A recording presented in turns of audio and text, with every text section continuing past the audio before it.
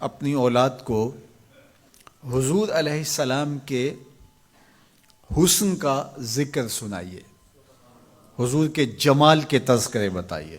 یہ انسانی فطرت ہے، یہ انسانی طبع ہے کہ اس کا حسن کی طرف میلان ہوتا ہے۔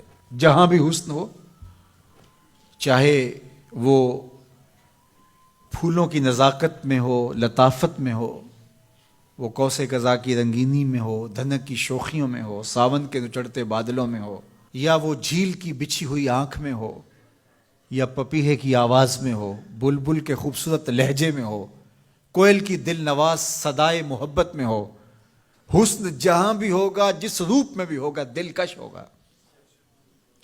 تو جب یہ طے ہے کہ انسان طبعاً حسن کی طرف مائل ہوتا ہے، تو حضرت اقبال کہتے ہیں کہ پھر اس کو اس کا ذکر سناؤ اور اس کے حسن کی بات سناؤ، جہاں حسن بھی پانی بھرتا ہے، عشق بھی غلامی کرتا ہے۔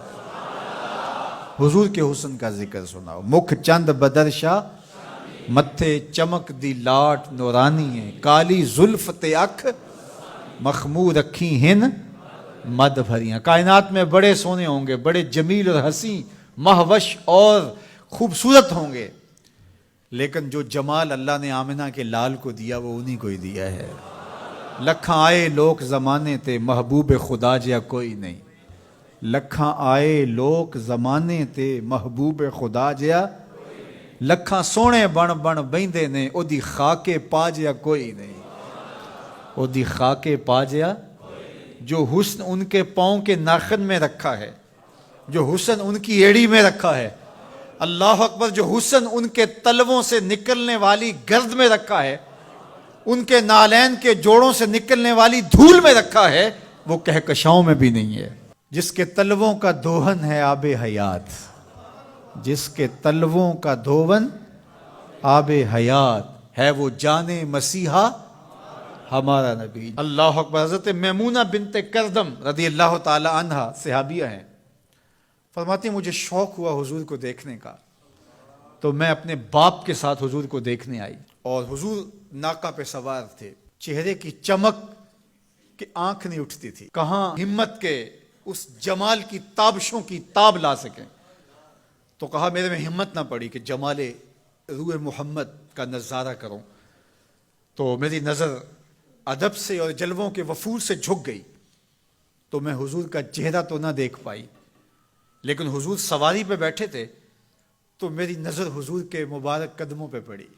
فما نسیتو فیما نسیتو طولا اصبعہ، فرماتے ہیں کہ حضور کی مبارک انگلی کی لمبائی اور اس کا جمال، اس کا اعتدال، اس کا حسن، فرمایا مدتیں گزر گئیں، ابھی تک وہ سحر اترتا ہی نہیں ہے، ابھی تک وہ نشہ ہی نہیں اترا۔ کہا چہرے کو تو نہیں دیکھ سکی، لیکن میں حضور کی مبارک پاؤں کی ایک انگلی کی زیارت کی ہے، اور میری نظر بس وہی پڑی، اور ایک لمحے کے لیے پڑی، اور دوبارہ دیکھنے کی تاب بھی نہیں ہوئی، لیکن حضور کی انگلی کا وہ جمال اب تک میرے خیالوں میں بسا ہوا ہے۔ یا جس کے مبارک پاؤں کی انگلی اتنی جمیل ہے کہ سال گزرنے کے بعد وہ سحر ختم نہیں ہوتا، اس کی پیشانی کی چمک کا عالم کیا ہوگا، اس کے رخساروں کا جمال کیسا ہوگا۔ تو ایک شاعر نے تو قلم توڑ دیا، اس نے کہا کہ قدموں پہ جبیں کو رہنے دو، قدموں پہ جبیں کو رہنے دو، چہرے کا تصور مشکل ہے۔ ذرا غور کیجئے، یہ میمونہ بنت کردم کی کہانی ہے، شاعر کی زبانی میمونہ بنت کردم کی کہانی، اور آپ کی سماعتوں کو چمک دے رہی ہے، اور میری زبان کو لطافت بخش رہی ہے۔ میری زبان میٹھی نہیں ہے، حضور کا نام میٹھا ہے۔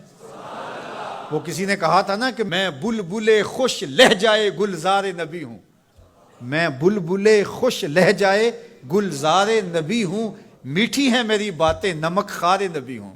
میں میٹھا نہیں ہوں، میری زبان پہ جو نام ہے وہ نام میٹھا ہے۔ آپ کی سماعتوں میں رس گھل رہا ہے تو یہ نام محمد کی برکت ہے، اور روح کو تازگی مل رہی ہے، فرحت مل رہی ہے۔ ابھی شعر مکمل ہوگا تو آپ بے چین ہو جائیں گے، اندر بوٹی مشک مچایا اتے جاں پھلاں تے آئی ہوں، خوشبو پھیل جائے گی اندر۔ سنیے لفظ، میمونہ بنت کردم کہتی ہیں کہ کہ میں اس جمال کو ابھی تک بھول نہیں سکی، وہ نشہ ابھی تک اترا نہیں ہے، وہ حسن ابھی تک نگاہوں سے ہٹا نہیں ہے۔ سال گزر گئے، مدتیں بیت گئیں، ابھی تک انگلی کا جمال نگاہوں کے سامنے ہے۔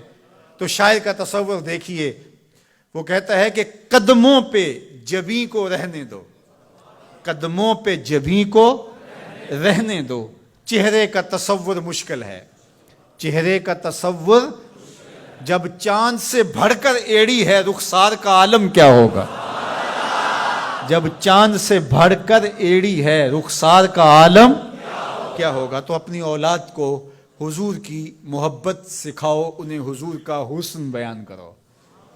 مجھے بتاؤ کہ میں حضور کے حسن کا ایک واقعہ سنایا ہے، آپ کی روح پرواز کر رہی ہے کہ نہیں؟ حضور کی محبت کا لیول بلند ہوا کہ نہیں ہوا؟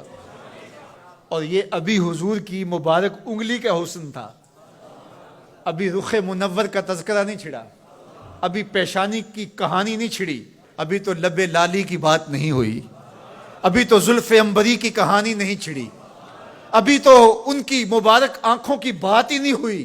کیا خوب سجن دیاں اکھیاں نے، کیا خوب سجن دیاں اکھیاں نے، جی میں پر کے سرائیاں رکھیاں نے، ابھی تو ان آنکھوں کا تذکرہ نہیں چھڑا، اور مازاق کے کجلوں کی کہانی نہیں چھڑی، ابھی تو ابروؤں کی بات نہیں ہوئی، ابھی تو لامبی پلکوں کا تذکرہ نہیں چھڑا، ابھی تو ید اللہ والے ہاتھوں کی بات ہی نہیں ہوئی، ابھی تو علم نشرہ کے سینے کا تذکرہ ہی نہیں ہوا، ابھی تو حضور کی مبارک زلفوں کے خم جن کو خدا بھی حمیم کہے، ابھی تو اس کی کہانی نہیں چھڑی، ابھی تو پاؤں کی انگلی کی بات ہے، اور روح رقص کر رہی ہے۔ تو جب آپ اپنی اولاد کو حضور کے چہرے کا ذکر کریں گے، حضور کے جمال کی کہانی سنائیں گے، تو ان کے سینے میں حضور کا پیار پیدا ہوگا یا نہیں ہوگا؟